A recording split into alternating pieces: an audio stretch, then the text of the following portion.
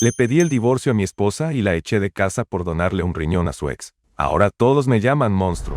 No sé ni por dónde empezar, la verdad. Tengo un nudo en el estómago que no me deja ni respirar, y el celular no para de sonar con mensajes de gente que hasta ayer me llamaba amigo, y que hoy me tacha de ser la peor basura del mundo. Pero necesito soltarlo, escribirlo en algún lado donde quizás alguien, una sola persona, pueda entender mi punto de vista sin juzgarme de entrada.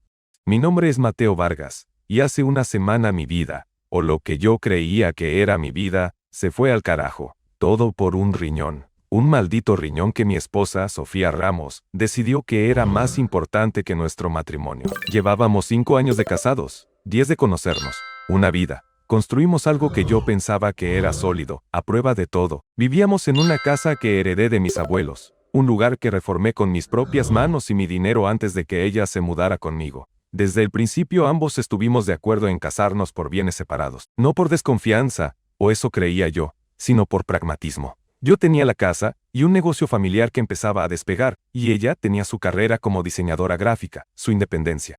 Era un acuerdo limpio, de dos adultos que se amaban, pero que también entendían que el mundo es complicado. O al menos, esa era la historia que yo me contaba. El problema siempre tuvo un nombre: Damián Soler, su ex, el gran amor de su juventud, el que le rompió el corazón en 1000 pedazos y la dejó hecha un trapo antes de que yo apareciera para, según sus propias palabras, enseñarle lo que era el amor de verdad. Durante años, Damián fue una sombra, un fantasma en nuestras conversaciones. No es que Sofía hablara de él todos los días, pero su nombre salía a relucir en momentos extraños. Si veíamos una película sobre un amor trágico, ella suspiraba y decía: Damián y yo éramos así de intensos. Si pasábamos por su antiguo barrio, comentaba, aquí Damián me dio mi primer beso. Pequeños recordatorios constantes de que yo, Mateo, era el amor de su madurez, el puerto seguro, pero que Damián fue la tormenta, la pasión que nunca se olvida. Yo odiaba eso,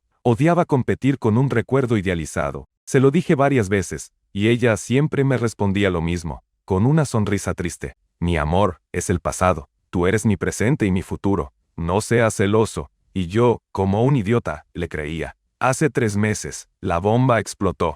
Sofía llegó a casa una noche, pálida como un papel. Se sentó en el sofá, el mismo donde veíamos series hasta quedarnos dormidos, y me dijo que Damián estaba muriendo. Insuficiencia renal. Sus riñones habían colapsado, y necesitaba un trasplante con urgencia. Estaba en una lista de espera, pero su tipo de sangre era raro, y los médicos no le daban mucho tiempo. Sentí una punzada de lástima. Claro, es un ser humano. Pero mi segunda emoción, la que me invadió por completo, fue un terror frío, porque vi la mirada en los ojos de Sofía. Supe antes de que abriera la boca lo que iba a pasar. Voy a hacerme las pruebas de compatibilidad, dijo, en un susurro. El mundo se me detuvo. Le pregunté si se había vuelto loca. Le recordé que Damián tenía familia, padres, hermanos. Ya se hicieron las pruebas. Ninguno es compatible, me respondió, con la voz ya quebrada, y ahí empezó la peor discusión de nuestra vida. Le dije que una cosa era sentir lástima y otra, muy distinta, era ofrecerse a una cirugía mayor, a regalarle un pedazo de su cuerpo a un hombre que era parte de su pasado. Le dije que pensara en nosotros, en nuestro futuro, en los hijos que habíamos empezado a planear. ¿Qué pasaría si ella tenía complicaciones? Si en el futuro uno de nuestros hijos, o incluso yo, necesitábamos un riñón, y ella ya no tenía uno de repuesto. Sus argumentos eran puramente emocionales. No puedo dejarlo morir, Mateo. No puedo vivir sabiendo que pude haberlo salvado y no hice nada. Es mi cuerpo, es mi decisión. Cada frase era una puñalada. No se trataba de lógica, se trataba de Damián. Durante semanas, la casa se convirtió en un campo de batalla. Noches enteras sin dormir, cenas en silencio, portazos. Le supliqué, le rogué. Le presenté argumentos lógicos, artículos médicos sobre los riesgos. Todo rebotaba contra un muro de devoción hacia su ex. Sentía que no estaba luchando contra Sofía, sino contra el fantasma de Damián. Un fantasma que ahora tenía el poder de arrebatarme a mi esposa, literal y figuradamente. Finalmente le di un ultimátum. Lo sé, suena horrible, pero estaba desesperado. Le dije, con toda la calma que pude reunir: Sofía, te amo más que a nada en este mundo. Pero si entras a ese quirófano para darle tu riñón a Damián Soler, para mí nuestro matrimonio se acaba en ese preciso instante, porque eso significa que nunca dejaste de amarlo, que tu lealtad no está conmigo, y yo no puedo vivir así. Ella lloró. Me llamó cruel, egoísta. Me dijo que no podía creer que la pusiera en esa posición, pero no se dio. Hace un mes se hicieron las pruebas. Era compatible. Una coincidencia milagrosa, como la llamó su madre por teléfono, mientras yo escuchaba desde la otra habitación con ganas de vomitar. Hace 2 semanas fue la operación. No fui al hospital. Apagué mi celular. Me quedé en casa, en nuestra casa, mi casa, caminando en círculos, sintiendo cómo cada ladrillo se me caía encima. El día que le dieron el alta y se fue a casa de sus padres a recuperarse, me llamó. No le contesté. En lugar de eso, llamé a un abogado e inicié los trámites de divorcio. Ayer, vino a casa a buscar el resto de sus cosas. Estaba más delgada, con ojeras, pero tenía esa misma mirada de determinación terca. Intentó hablar, explicarme de nuevo. No la dejé. Le dije que mi decisión estaba tomada, que nuestro matrimonio se había basado en una mentira, en la sombra de otro hombre que ella nunca superó. Le señalé sus maletas y le dije, te pedí que lo eligieras a él o a mí, y lo elegiste. Ahora, por favor, vete de mi casa. Se derrumbó. Me gritó que yo era un monstruo sin corazón, que cómo podía hacerle eso después de una operación tan grave, que la estaba dejando en la calle. Le recordé nuestro acuerdo de bienes separados. La casa era mía, los ahorros eran míos. Ella tenía su trabajo y a sus padres. No se iba a la indigencia, pero se iba sin nada de lo que habíamos construido juntos, porque legalmente lo había construido yo. Y mientras su padre la ayudaba a meter las últimas cajas en el auto, vi el odio en sus ojos, pero también vi la misma justificación moral que la llevó a regalar su riñón. Ella cree que hizo un acto heroico y yo la castigué por ello. Yo creo que cometió la traición definitiva, y simplemente estoy actuando en consecuencia. Ahora estoy solo, en esta casa enorme y silenciosa, con el eco de sus acusaciones y las de todos los que conocíamos. Me siento destrozado, pero a la vez, extrañamente en paz con mi decisión. ¿De verdad soy el monstruo en esta historia? ¿O es que a veces el amor propio te obliga a tomar decisiones que parecen monstruosas para los demás? Actualización. Ha pasado poco más de un mes desde que vomité toda mi historia aquí, con el alma en un hilo y la cabeza a punto de estallar. Lo primero es lo primero. Gracias. Gracias a la gente que se tomó el tiempo de leer y comentar, incluso a los que me dijeron que era un pedazo de basura sin corazón. Leer que no soy el único que hubiera reaccionado así, me dio un respiro. Y leer a los que me condenaban, me obligó a mirar mi decisión desde ángulos que mi propia rabia no me dejaba ver. Para los que recién leen esto, un resumen rápido para que entiendan el desastre. Le pedí el divorcio a mi esposa, Sofía Ramos, y la eché de mi casa después de que decidió, en contra de mi súplica y mi ultimátum, donarle uno de sus riñones. A su exnovio de la adolescencia, Damián Soler, le dije que si entraba a ese quirófano por él, nuestro matrimonio se terminaba. Ella entró, así que cumplí mi palabra. Como nos casamos por bienes separados, y la casa es una herencia familiar que yo remodelé mucho antes de que ella viniera a vivir conmigo, legalmente se fue sin nada de lo nuestro. Ahora vive con sus padres mientras se recupera, y yo me he convertido en el demonio encarnado para todo nuestro círculo social. Este último mes ha sido un infierno, pero un infierno extrañamente silencioso y burocrático. La rabia explosiva del principio ha dado paso a una especie de rutina sombría, una guerra fría que se pelea en llamadas de abogados y en las miradas de reojo de la gente en el supermercado. La presión social es una bestia que no sabía que existía de esta manera. Dejé de ser Mateo, el que te arregla una silla coja o te invita a una parrillada. Ahora soy el que echó a su esposa recién operada. La gente omite convenientemente la parte de para regalarle un órgano a su ex. La narrativa es más jugosa si yo soy el único monstruo. Mis suegros, con los que tenía una relación cordial, casi de cariño, se han encargado de una campaña de desprestigio digna de un político. Me enteré por un amigo en común, que me llamó como si estuviera traficando secretos de Estado, que mi ex-suegra le cuenta a quien quiera oírla que yo mostré mis verdaderos colores, que siempre fui un controlador egoísta, y que aproveché su acto de bondad cristiana para despojarla de todo. Acto de bondad cristiana. Sofía no ha pisado una iglesia en los 10 años que la conozco. El trámite de divorcio es el epicentro de esta nueva y miserable etapa de mi vida. Mi abogado, un tipo llamado Herrera, es eficiente y directo. Me dijo, Mateo, legalmente, tienes la sartén por el mango. El acuerdo es de hierro. Pero emocionalmente, te van a querer desangrar.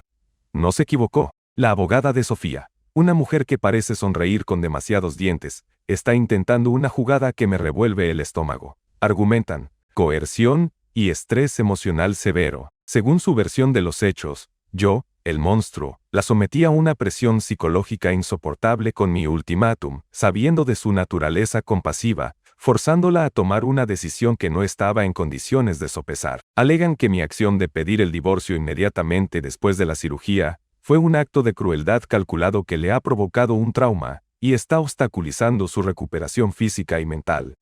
Por todo esto, exigen una compensación económica por daños y perjuicios. Cuando Herrera me lo contó, sentí una mezcla de risa amarga y una furia helada. Así que ahora resulta que la víctima es ella, la que dinamitó nuestro matrimonio por un fantasma del pasado. Es una bofetada. Es la prueba definitiva de que no solo no se arrepiente, sino que se siente con el derecho moral de castigarme por no aceptar su traición.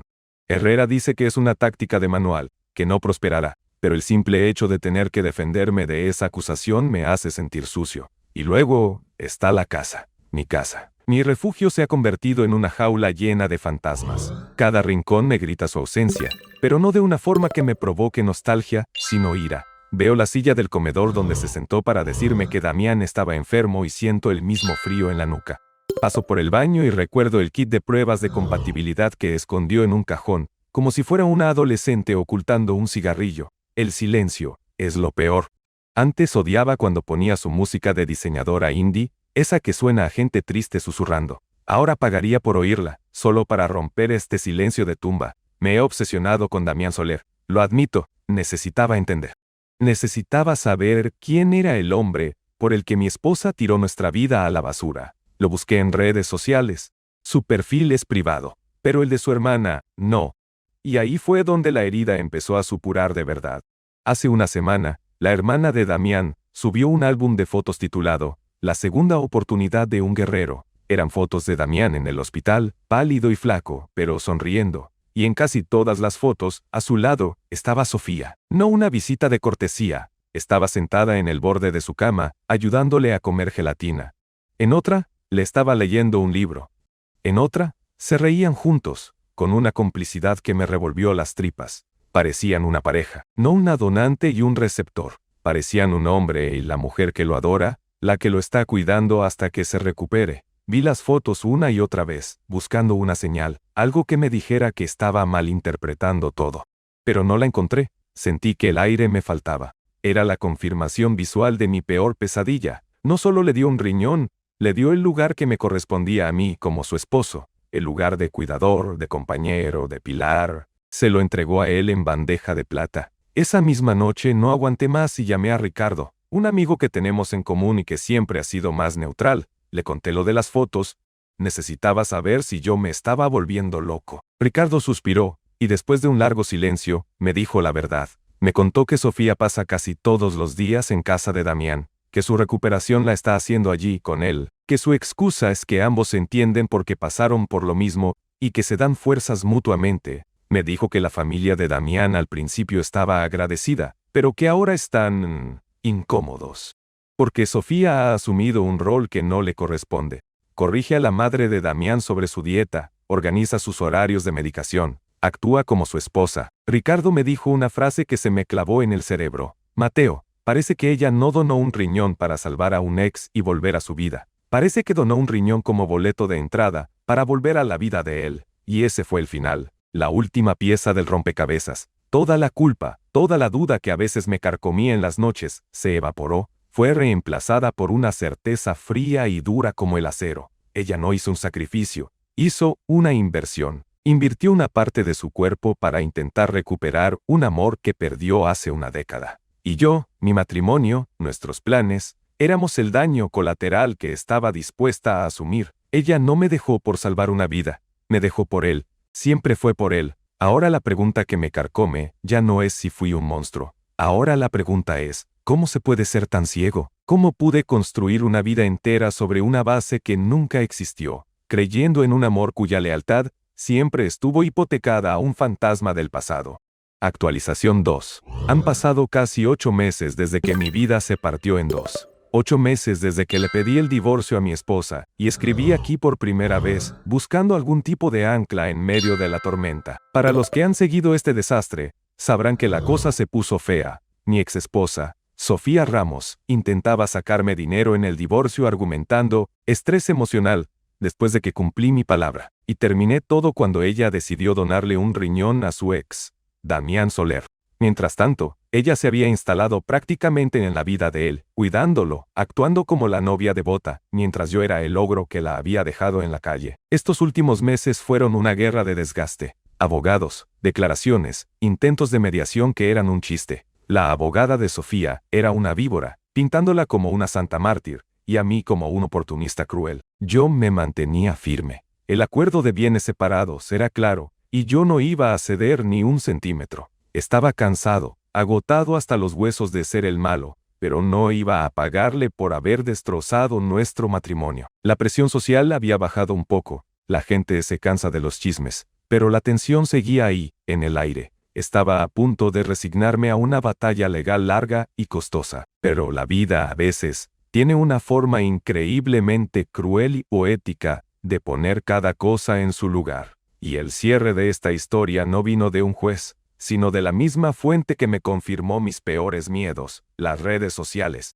Hace 3 semanas, estaba revisando correos del trabajo, con el mismo nudo de ansiedad de siempre, cuando Ricardo, mi amigo, me mandó un solo mensaje por WhatsApp.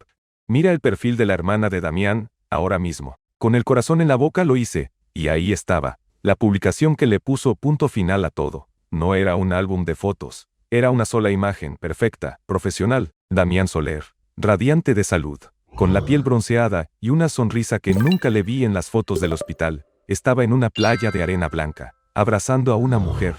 No era a Sofía, era una chica guapísima, de pelo largo y rizado, que lo miraba con adoración. El texto que acompañaba la foto era una novela. Damián le agradecía a esta mujer, Valentina, por su paciencia infinita, por haberlo esperado, por ser su roca, antes, durante y después de la tormenta. Hablaba de un amor que había superado la distancia y la enfermedad. Terminaba con un y dijo que sí, y una foto de un anillo de compromiso en el dedo de Valentina. Los comentarios eran una avalancha de felicitaciones. Y en medio de todo, un comentario de la propia hermana de Damián, que fue como echarle sal a la herida. Al fin, Valentina, cuñada, bienvenida de vuelta a la familia. El verdadero amor siempre triunfa. El verdadero amor, bienvenida de vuelta. De repente, todo encajó. Valentina no era nueva, era la novia de antes, o la de siempre. La que estuvo ahí, esperando pacientemente a que otra mujer, mi esposa, se abriera en canal para que su prometido pudiera seguir viviendo. No sentí alegría. No sentí te lo dije, sentí un vacío inmenso, un frío glacial. Sentí una lástima profunda y amarga por Sofía. Se había jugado la vida, el matrimonio, su dignidad, y solo fue un puente, una bolsa de sangre con patas, una pieza de repuesto. 2 días después, sonó el timbre. Era ella. Era la primera vez que la veía desde que se llevó sus cosas. Estaba demacrada, había perdido peso, sus ojos estaban hinchados y rojos, y vestía una sudadera gris que le quedaba enorme. Llevaba meses sin verla, y la mujer que tenía enfrente no era ni la sombra de la Sofía vibrante con la que me casé. Era alguien roto. ¿Puedo pasar?, susurró. Dudé, pero asentí. Entró en la que fue su casa, y miró todo como si fuera un museo de una vida pasada. No hizo falta preguntar. Sabía a qué venía. Se derrumbó en el sofá, el mismo donde me contó que Damián estaba enfermo, y se echó a llorar. Un llanto feo, desgarrador, lleno de rabia y humillación. Me usó, Mateo. Sollozó. Me usó. Todo este tiempo. Ella siempre estuvo ahí, esperando. Me dejó cuidarlo, me dejó creer que lo que hice significaba algo para él. Y en cuanto estuvo bien, me desechó y volvió con ella. Me quedé de pie, mirándola desde el otro lado de la sala. La ira que había sentido por meses había desaparecido. Ya no había nada, solo un desierto. No te usó solo a ti, Sofía, le dije. Y mi voz sonó más dura de lo que pretendía. Nos usó a los dos, a ti por tu riñón, y a mí por tu tiempo, tu energía y el hogar que mantuve para ti mientras jugabas a la enfermera con tu amor perdido. Levantó la vista, con los ojos llenos de súplica. Cometí un error, el peor error de mi vida. Lo sé, Mateo, por favor. La interrumpí. Sí, lo cometiste, pero el error no fue solo donar el riñón, Sofía. El error fue la mentira que te contaste a ti misma. Y que me hiciste vivir a mí. La mentira de que nuestro matrimonio era tu prioridad, nunca lo fue. Siempre fue una sala de espera hasta que Damián te necesitara. Se quedó en silencio. Supo que yo tenía razón. Voy a retirar la demanda, dijo en voz baja. No quiero nada, solo quiero que esto se acabe. Asentí. Es lo único que he querido desde el principio, respondí. Se levantó y caminó hacia la puerta. Antes de salir, se giró y me miró por última vez. Él ni siquiera me dio las gracias de verdad, Mateo. Solo dijo, te debo una, y me bloqueó de sus redes. Y con esa última confesión patética, se fue.